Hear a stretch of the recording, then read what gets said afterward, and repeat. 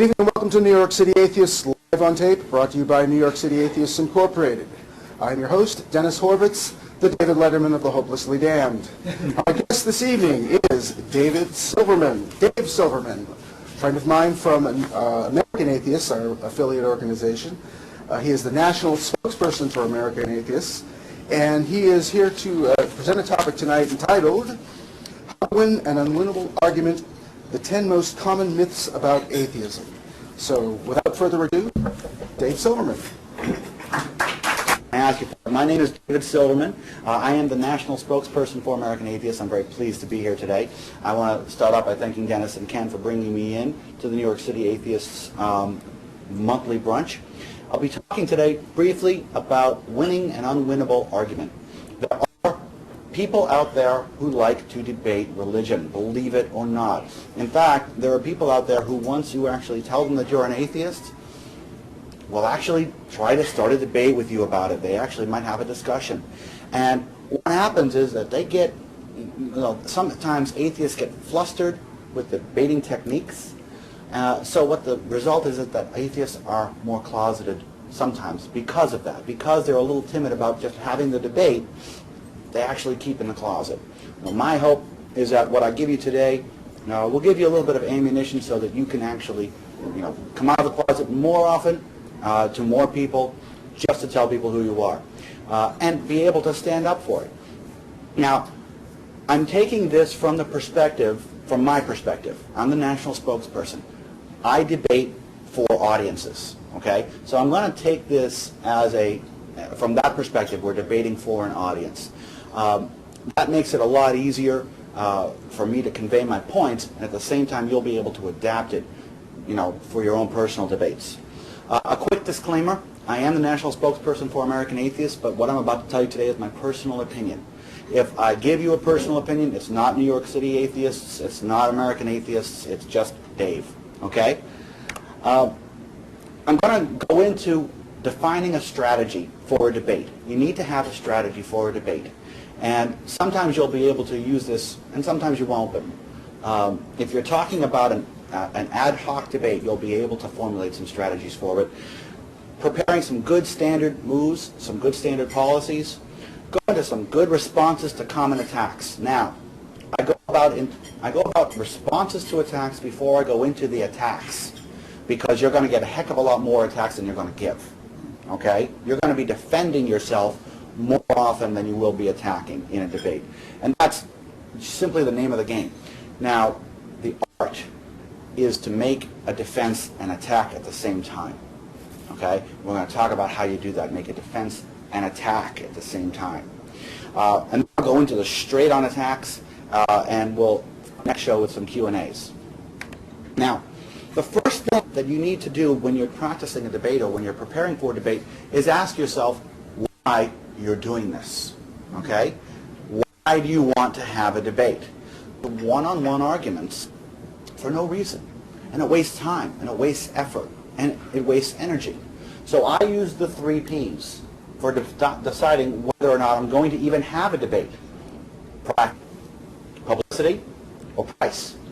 Okay? Somebody pays me, I'll debate them. If I need publicity, I'll debate them. Or if I think I need practice on something, I'll debate them. But if it doesn't figure into one of those things, you know what? I won't do it. Okay? And the reason that I won't do it is because I don't want to waste my time. I don't want to waste my energy.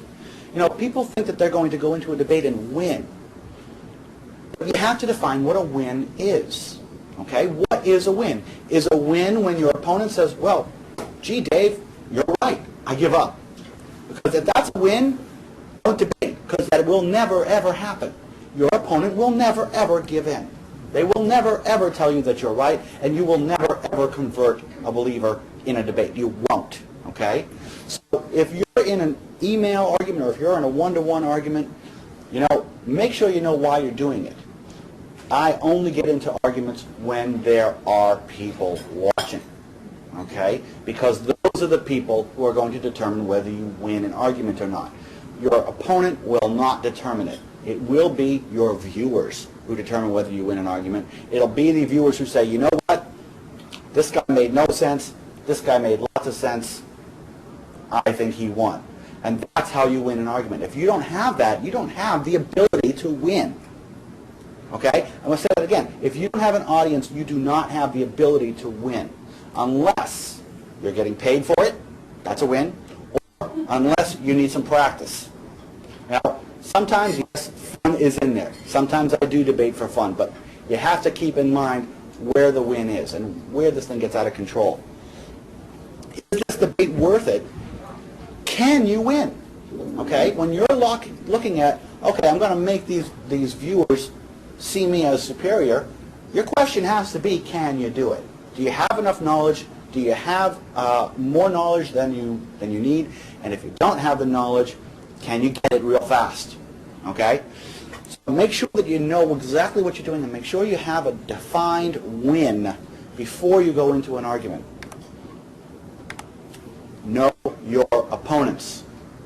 Second step, know your opponents. There are several kinds of opponents out there. First kind, logical and friendly Christians. Logical and friendly Christians do exist. Okay? They do exist. And they have one objective. They have the worst time because their objective is to best you logically. Okay?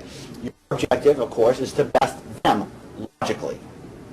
The good news is religion is not logical. Atheism is logical. Christianity, any religion, is not logical. If you have your logic toned, you can't lose, okay, against a logical, friendly Christian. Because when it comes right down to it, it comes down to faith. We have all heard that. It all comes down to faith. Faith in an invisible magic man in the sky. You can beat it down in front of everybody. Of course, your logical, friendly Christian opponent will not yield the win, but your viewers will see it very clearly. One note, just because your opponents are nice and polite doesn't mean you have to go soft. Okay? No one comes to a debate, no one listens to a debate to hear people love each other. Okay? If you remember those 2000 debates between Al Gore and George Bush, well, I agree with him. Well, I agree with him. Remember that? Everybody got really pissed off. Nobody wants to hear that.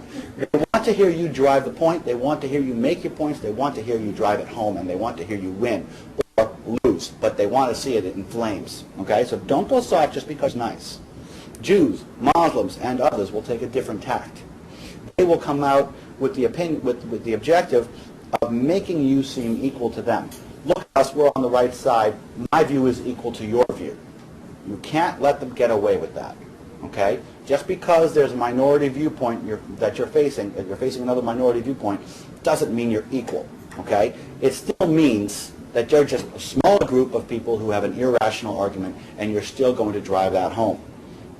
You must be armed with the differences between the religions if you're dealing with a minority viewpoint. You better know the difference between the Christian God and the Jewish God, for example. Okay? If you're arguing against a Jew, you better know that the Jewish God is not all loving by default. Okay? That's one of those wonderful things. They like to say it's the same God. It's not. The Jewish God is not all loving by default. Some of the things that I'm going to get to later on will actually attack that. Multiple adversaries are my favorite. Okay? When you're dealing with it's just you against 2 or 3 or 4 adversaries at one time, that is my favorite place to be. That is you, if I can use a biblical reference, that is a very typical David and Goliath situation. That's a wonderful thing for you to exploit in an argument.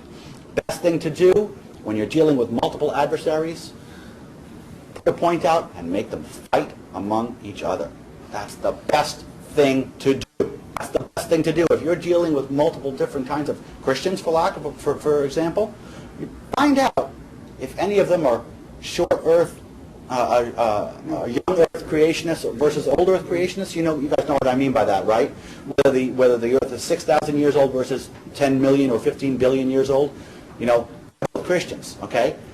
Really pin them aside. Pin them right up.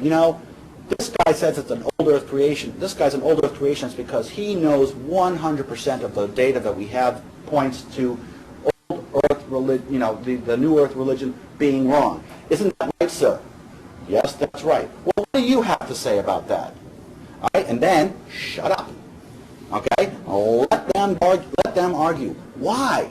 You're not going to win there. You're going to win by the viewers who are going to see your opponents arguing amongst themselves, and then you'll come in with a nice swoop about everybody has a different mythology, everybody's always had a different mythology, and yours is the only one that consistently learns.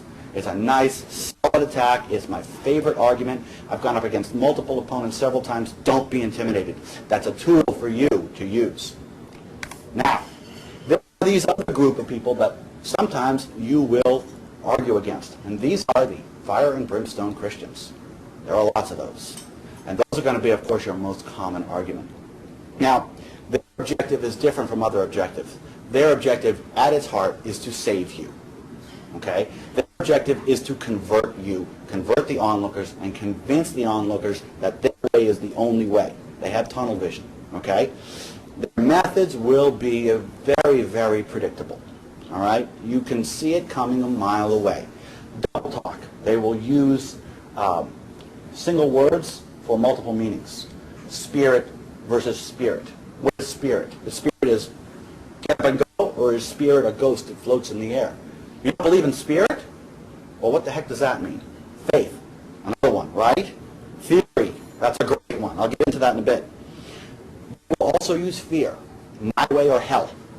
If you don't do this, you will go to hell. If you don't do this, they will go to hell. Everybody goes to hell except me. Okay? That's a great thing for you to capitalize on. Quotes and prophecies prove it. That's so easy to deal with. When you have a book with prophecies and you make a new book that wants to be part of the old book, you're going to write it so that the prophecies are satisfied.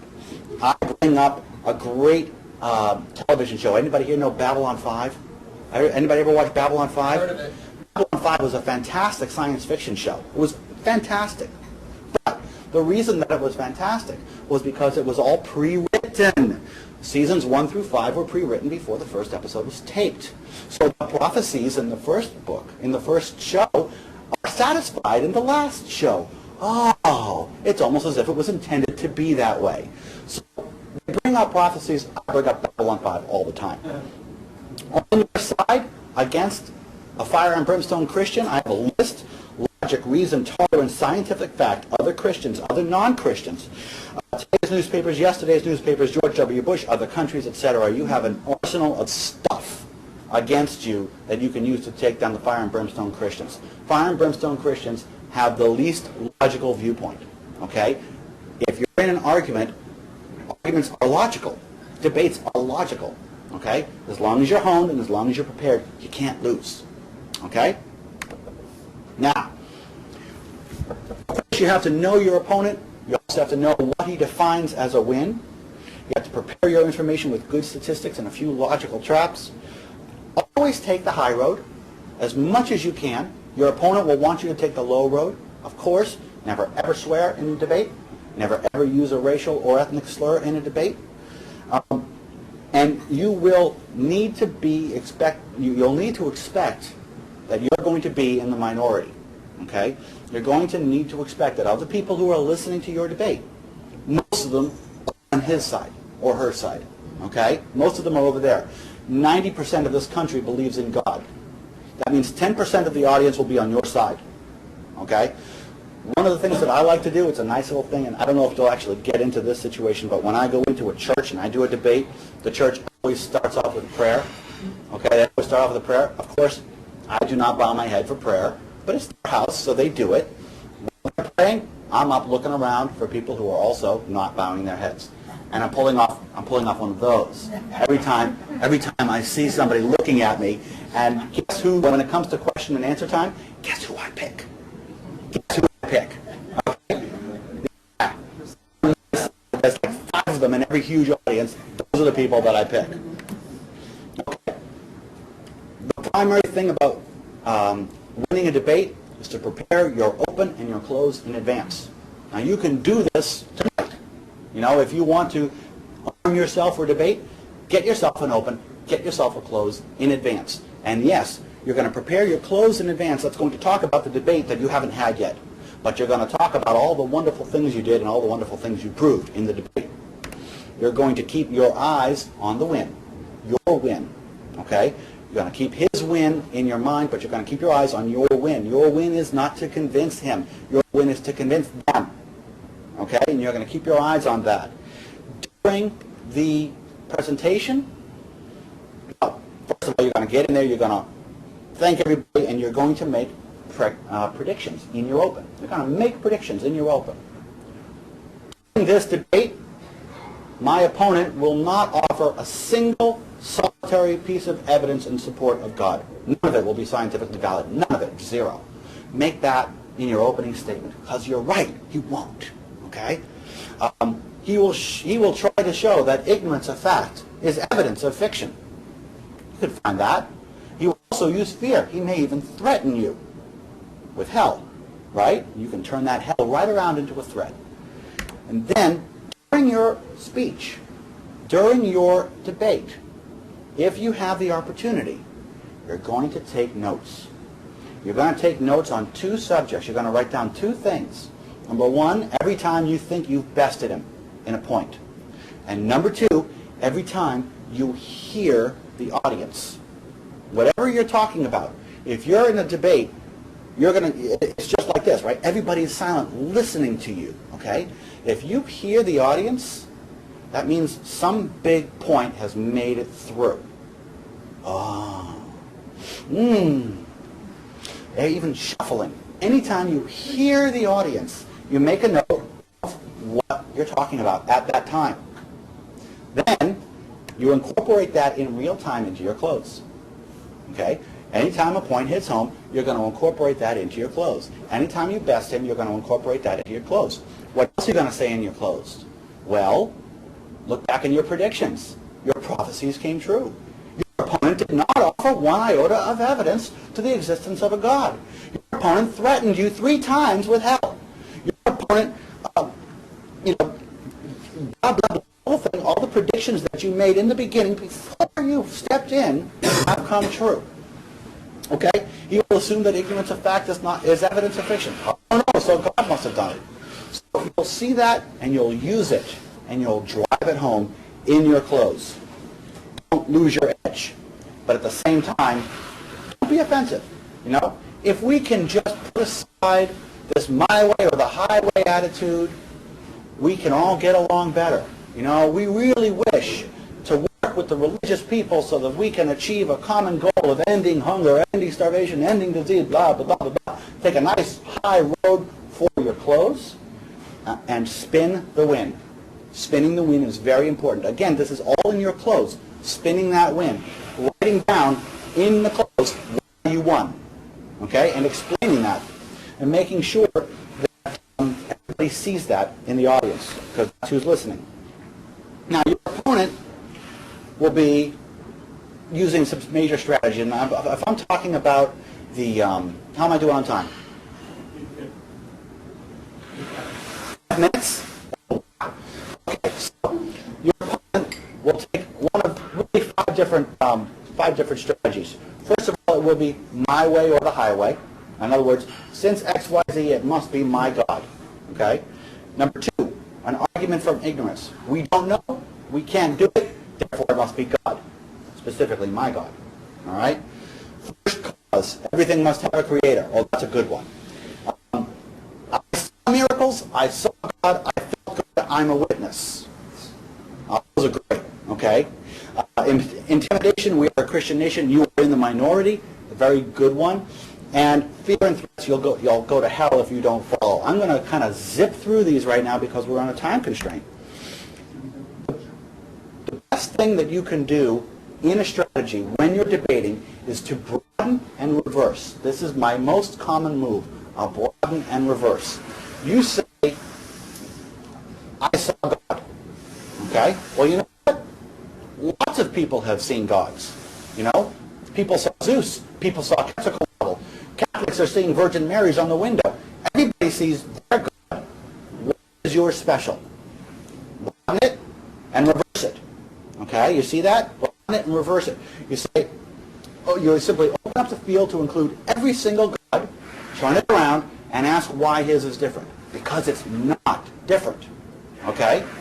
It's not different. It's the only way to salvation is through Jesus.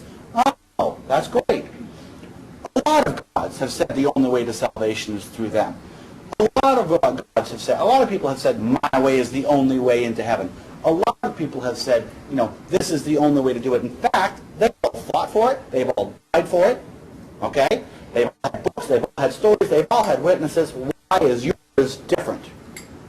And watch him stutter. Watch him stammer. He can't say why. He'll say, oh, I just feel it. We all know that. No. We don't feel it. We don't all know it. And then hammer it back again. Why do we know it? Why do we think it? Why is yours different? Ignorance is not evidence. Is used for the not highway technique. We don't know, therefore God must have done it. You basically point out that there's simply a lack of knowledge, that this lack of knowledge is decreasing every day, that there is a lot we need to learn, but that gap is not evidence of a God. This world is so complex, even a scientist cannot create a portion of it. It must have been God. An ant is a very good example of what you'll get. These ants, they're very complex. They work together and they can lift 3-4 times their body weight. We can't do that. And you come back and say, look, just because we can't do it doesn't mean an invisible magic man in the sky did. Okay? Just because we don't know how to do it, no, we don't know how to do it. Our science has progressed amazingly since 1950, since 1960, but when it comes right down to it, we don't know everything, and we'll not know everything.